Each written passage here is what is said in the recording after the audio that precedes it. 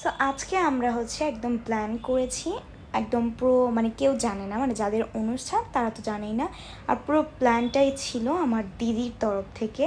তো আমি সন্ধ্যায় রেডি হয়ে আমার বাসায় বেশ কিছু জিনিসপত্র ছিল সাজানো গোছানো, সেগুলো নিয়ে গিয়ে ওই বাসাতে গিয়ে সাজানো গোছানো হয়েছে। অ্যান্ড এখানে দিদির শাশুড়িকে সাজাচ্ছিল। তো তারা বুঝতেই পারেনি যে তাদের একটা অনুষ্ঠান আমরা অ্যারেঞ্জ করছি। তো হ্যালো এভরিওয়ান, তো আজকে আমরা অ্যারেঞ্জ করছি বিশেষত্ব, মানে প্রথম অনুষ্ঠানটা ছিল দিদির শ্বশুর শাশুড়ির বিবাহ বার্ষিকী, ছিল 35 বছরের।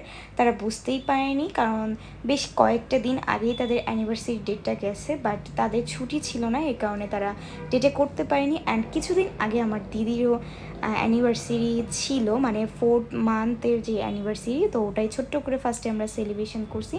দেন তারপর তারা তো বুঝতেই পারে না যে তাদের এরকম আমরা কোনো কিছু করতেছি, সাজাইছি তাদের সামনে।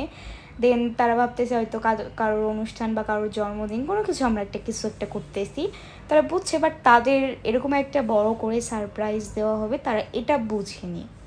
তো যাই হোক, আমরা প্রথমে তাদেরকে কেক খুলে দেখালাম, অ্যান্ড তখন তারা বুঝতে পারলো। দেন এখানে প্রথমে ফটো সেশন চলতেছিল, বেশ কয়েক হাজার ছবি টবি তোলার পরে আমরা অনুষ্ঠানে তারপরও ব্যাক করতে পারতেছিলাম না, কারণ কয়েক হাজার ছবি তোলার পর এটা ভালো লাগতেছে না, ওটা।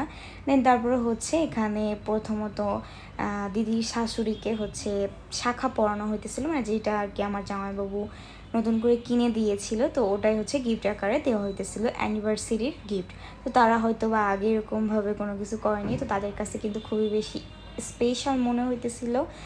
আর এখানে তো একটার মধ্যে আর একটা ক্যামেরা আসতেছিলো, তো যাই হোক এটা অপশনাল, মানে আমরা সবাই মিলে আর কি মজা করে ভিডিও ছবি সব কিছুই তুলতেছিলাম।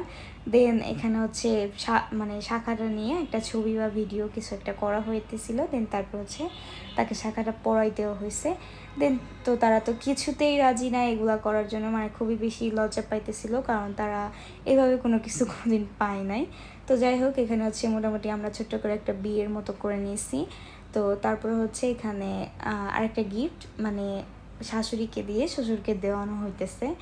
দেন তারপরে কিছু ছবি টবি আবারও তোলা হলো। আর এখানে ছোটো ছোটো মানে দুটো এখানে ছিল, একজন ওই দিদির ননদের ছেলে, আর একটা ওদের মানে বিয়াই হয় আমার সম্পর্ক, তোমার মাম্মি মানে মামার ছেলে আর কি।